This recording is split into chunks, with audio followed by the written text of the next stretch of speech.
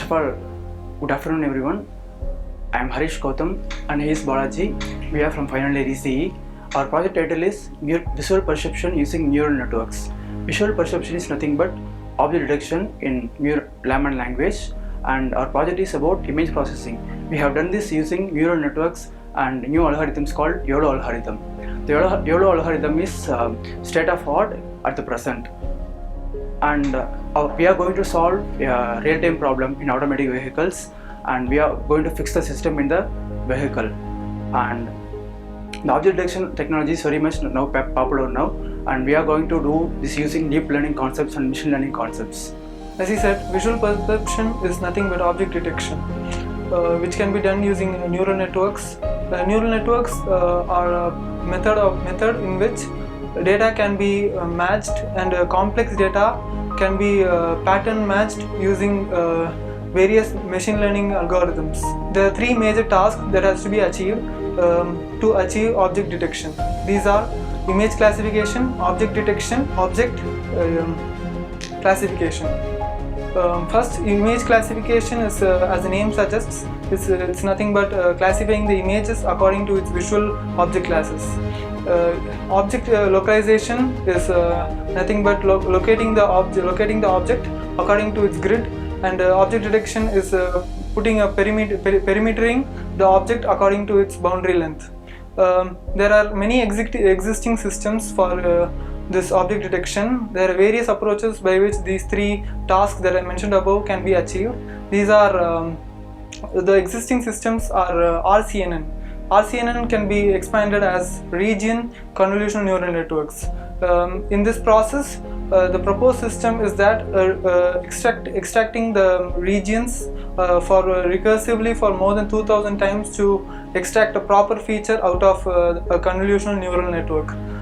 This has its own disadvantages, such as it takes about 47 seconds to give an output, and it's quite inefficient considering the fact for an application for real-time object detection. So we came up with a proposed system of YOLO algorithm, which expands as you only look once. This algorithm suggests that the camera has to just take a glance at the object and can simultaneously detect what's happening and what the object is. So its architecture is quite fascinating, as it has 24 fully connected neural networks, and 2 convolutional neural networks. It provides a basic platform for quite a bit of no latency while providing with and no time loss. It takes about a week's time of training, and it's trained by ImageNet, which consists of about 64,000 images and is quite well trained. We use a well-trained algorithm, and it's quite efficient, as it has an about 45 fps to 150 fps of speed, and it's quite unequal with real-time object detection. Yeah, as he said, this is the algorithm we have built to detect object detection, and this is an example. We are whatever we show in front of the camera, it will be detected by the algorithm, and what is the person or what is in front of the camera, it will be recorded. So, and the distance between the object and the camera will be also recorded, so it will be very useful for vehicle automation and all that. For an example, this is the real-time example we are showing here, and we can give an example using the camera. Let me show this. Yeah, I'm going to give a direct object in front of the camera, so it will detect the object in the phone, and it will tell what object it is.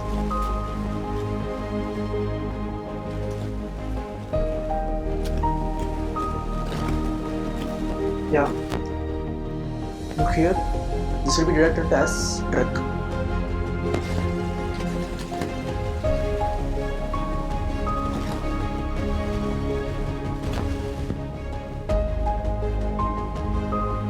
So I'm going to show an apple.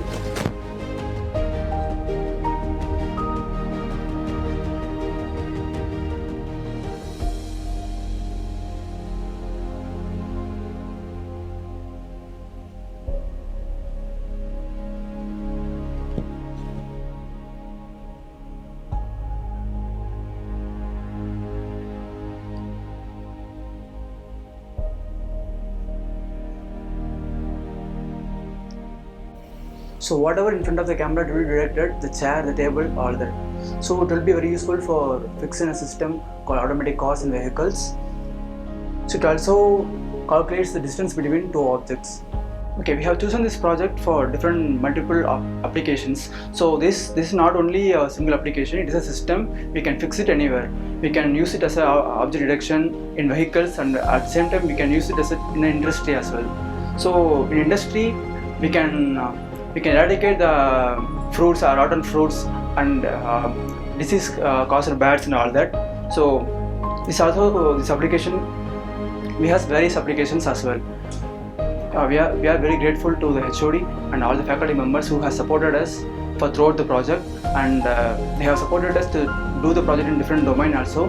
So, and the college management has given us the hardware implementation options, and they have brought ABE Semiconductors to our college to do some hands-on practices. So that much helped us to do this project and have various hands-on practices on Raspberry Pi and other hardware implementations.